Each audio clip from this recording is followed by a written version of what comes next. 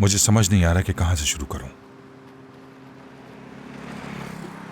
मैं खुश हूं कि तुम उस बेयकीनी से अब बाहर आ चुके हो। आखिरकार तुमने कोई फैसला तो किया। हाँ, इमोशनल करना चाहोगे? बेटा, ये मैं आपस में राब्ता कायम करने के लिए नहीं कह रहा। तुम मुझ जैसा बनने से डरते हो। मत डरो बेटा, तुम मुझसे ज्यादा मजबूत हो, ज्यादा बहादुर हो। तुम इस मसले का हल निकाल लोगे बगैर किसी को तकलीफ दिए। ऐसा कुछ भी नहीं होता। अपनी बात करो और जाओ यहां से प्लीज। तुम मेरे जैसे नहीं हो। देखो, मैं हिम्मत नहीं कर पाया। तुमने एक तीसरा रास्ता निकाला। तुम्हें कम से कम जिया जैसे जालिम इंसान का सामना तो नहीं करना पड़ा। मैं ये तुम्हारे नाना पर इल्जाम लगाने के लिए नहीं कह रहा। कुछ नया करने के लिए इंसान को किसी सहारे की जरूरत होती है, और तुम्हारे पास वो सहारा है। मुझे मालूम है तुम्हें मेरी जरूरत नहीं, लेकिन अगर कभी पड़ी तो मैं हमेशा तुम्हारे साथ हूंगा। तुमने हमेशा अपना सोचा है, दूसरा क्या सोचता है तुम्हें फर्क ही नहीं पड़ता। अगर तुम मेरी जगह होते, तुम्हारे दिल को सुकून ना होता, कुछ भी हासिल कर लेते तुम्हें खुशी ना होती। खैर, मैंने अपना रास्ता चुन लिया, मगर कुछ है जो पीछे खींचता है मुझे। लेकिन कम से कम अब तुम्हारे पास एक उम्मीद तो है ना। तुम ऐसा सोचते हो? हाँ, बिल्कुल ऐसा ही है। नाज भी अपना रास्ता ढूंढ लेगी। मुझे यकीन है कि तुम सब बहुत खुश रहोगे इंशाल्लाह।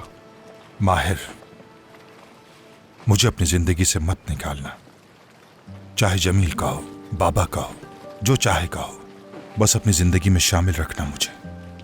ठीक है बेटा, मैं जानता हूं कि तुम मुझसे नाराज हो कि मैं तुम्हें छोड़कर चला गया, लेकिन मैं तुम्हें बता चुका हूं कि मेरी मजबूरी थी।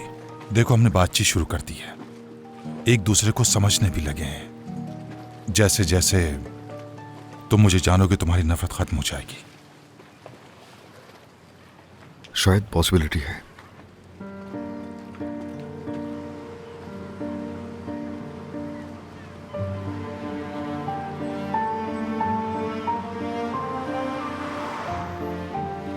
यहां बहुत ठंड है।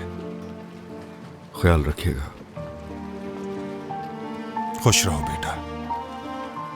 इंशाल्लाह।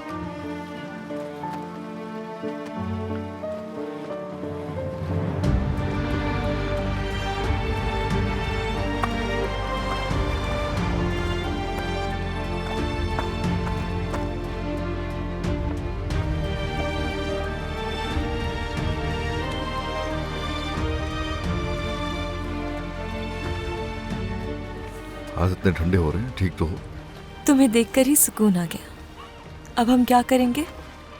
क्यों ना हम नई शुरुआत करें? कैसे? चलो मेरे साथ। तुम ठीक हो ना? तुम साथ हो तो सब ठीक है, आ जाओ।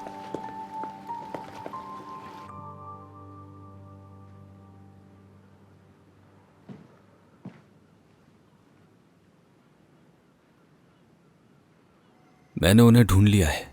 वो माहिर के घर पर रह रही हैं।